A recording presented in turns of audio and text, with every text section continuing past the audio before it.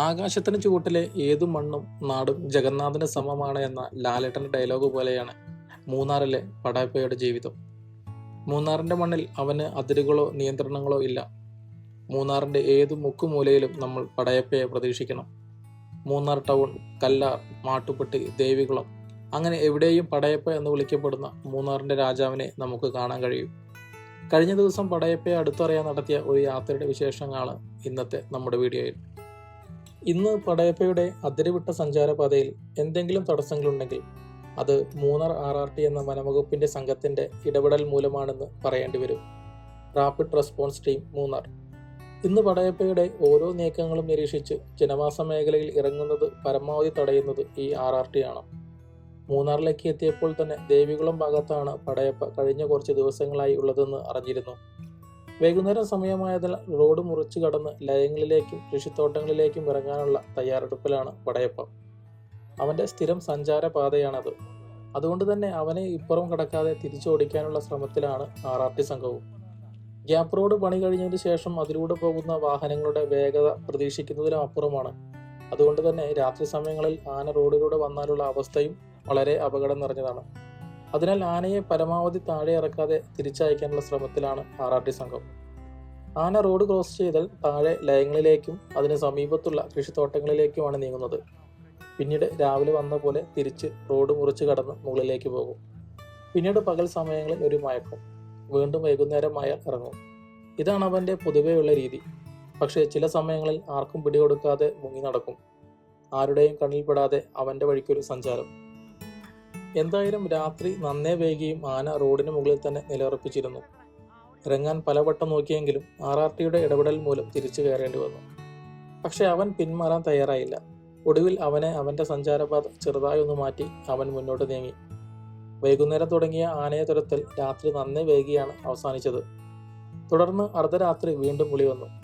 പക്ഷെ അത് പടയപ്പ ആയിരുന്നില്ല എന്നാണ് പിന്നീട് അറിഞ്ഞത്. രാവിലെ 5 ആയപ്പോഴേക്കും ആന തന്റെ യാത്ര തുടർന്നു.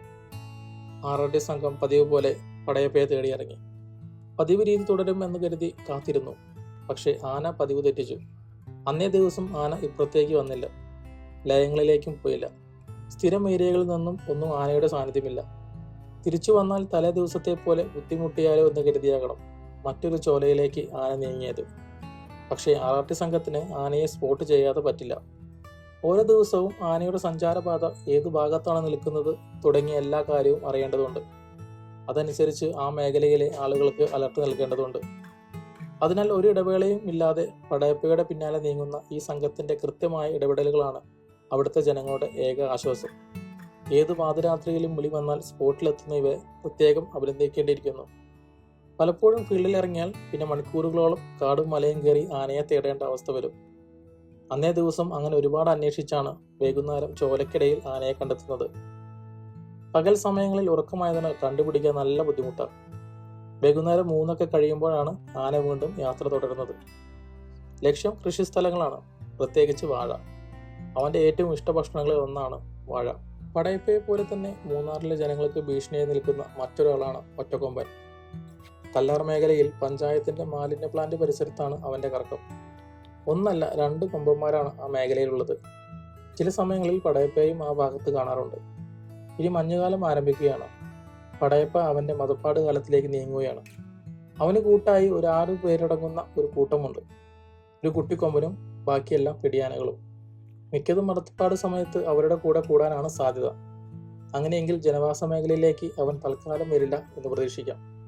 മറ്റൊന്ന് പറയാനുള്ളത് മൂന്നാറിലെ റോഡുകളിൽ വേഗത ഓട്ട് നടത്തുന്നവരോടാണ്, പ്രത്യേകിച്ച് ഗ്യാപ്പ് റോഡിൽ. ആനയുടെ സാന്നിധ്യം ഇടയ്ക്കിടയ്ക്കുണ്ടാകുന്ന ഒരു പാതയാണത്. റോഡിന്റെ ഭംഗി കണ്ട് അമിതാവേശത്തിൽ ഓടിയാൽ ചിലപ്പോൾ കൈ കാണിക്കുന്നത് ആനകളാകുമെന്ന് പ്രത്യേകം ഓർക്കണം. എന്തായാലും മൂന്നാറിന്റെ വിശേഷങ്ങൾ പറയുമ്പോൾ അതിലൊരു അവിഭാജ്യ ഘടകമാണ് പടയപ്പ.